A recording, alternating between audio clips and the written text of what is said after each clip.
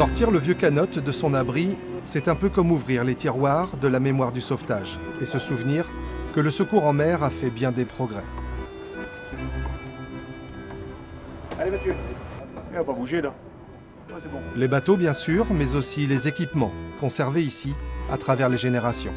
Ça c'est les combinaisons de survie avec celle-ci, ça sont des combinaisons de survie qui étaient à bord des bateaux de pêche. Alors qu'il y a eu les cirés jaunes avec pantalon jaune. Ensuite, il y a eu la nouvelle série de, comme ceci, là, marqué CNSM, avec des pantalons cirés normaux.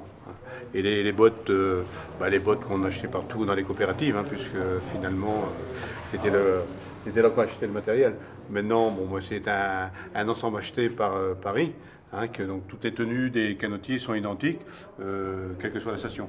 On a une chose qui n'existe pas partout, ça c'est ce qu'on appelait le lance-amarre. C'est-à-dire que comme l'île-dieu avait effectivement un canot de sauvetage, mais aussi on a eu des bateaux qui sont venus à la côte, donc les bateaux de sauvetage ne pouvaient pas y aller. Donc il y avait un système qu'on dit le va-et-vient, il y avait une fusée qui était envoyée sur le bateau, et il y avait sur la ligne, sur celle-ci, il y avait la bouée-culotte, avec un réa qui était dessus, et qui coulissait de la terre vers le bateau. Et les hommes qu'on récupérait se mettaient dans la bouée-culotte, ce qu'on appelait la bouée-culotte, et on était ramenés vers la terre.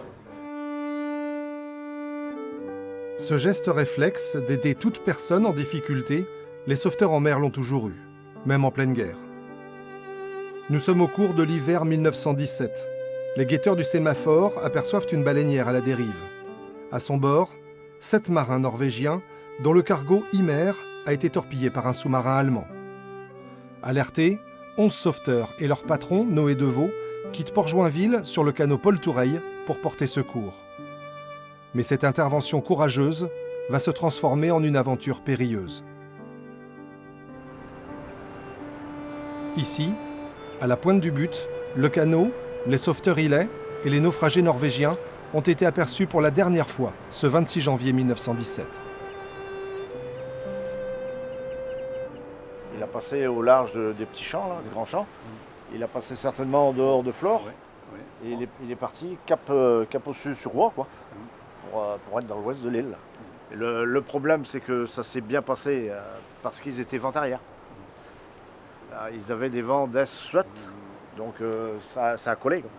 C'est un coup rendu là-bas et à revenir que les choses se sont corsées, parce que les courants et les vents, tels qu'ils étaient, sont entre l'île-dieu et le continent, quoi.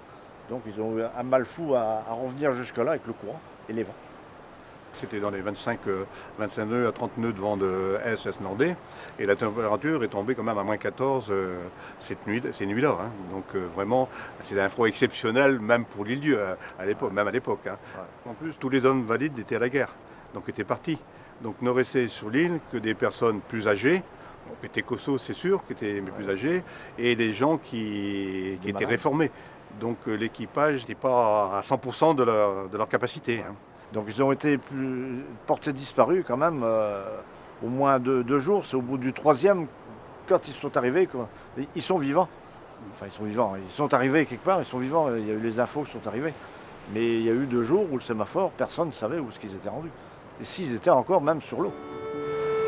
Poussés par les vents de sud-est sur une mer glaciale, les 19 hommes du bord apercevront la terre à plusieurs reprises, ou les phares. Noirmoutier, Belle-Île, Groix, mais la dérive continue. Au terme de 3 jours et 2 nuits d'errance, le canot Paul Toureille touchera terre sur l'île de Raguenès, en Bretagne Sud. Un seul pêcheur vit sur cette île, Jean-Marie Marek. Avec sa famille et les gens de la côte, ils vont secourir les survivants et s'occuper des morts. 5 marins du cargo norvégien et 6 sauveteurs de l'île-dieu ont succombé au froid. Ce sauvetage, à l'issue dramatique, plongera nombre de familles dans un deuil perceptible encore aujourd'hui. Mais survivants ou décédés, les noms de tous les marins de l'équipage du canot Paul Toureille sont gravés à jamais dans la mémoire locale.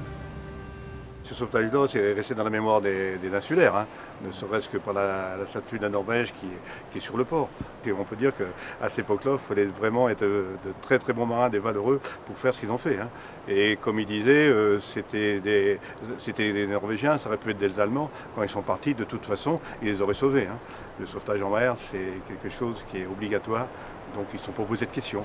Moi, ce que j'en retiens, c'est que par rapport à nos ancêtres des canaux. Et actuellement, on joue dans la même cour, mais plus avec les mêmes moyens. Donc quand on s'aperçoit ce qu'on fait maintenant, et qu'on se dit, chapeau les gars. Une fois tous les 2 ans, à l'occasion des fêtes de la mer, la population de l'île-Dieu a rendez-vous avec ses souvenirs. Bateaux de pêche, de plaisance ou de sauvetage se rassemblent sur l'eau pour un recueil solennel.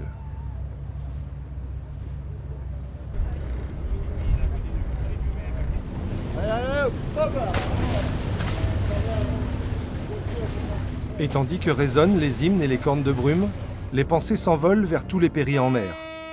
En 2017, 100 ans après le drame de l'Imer, les sauveteurs du canot Paul Toureille étaient plus vivants que jamais.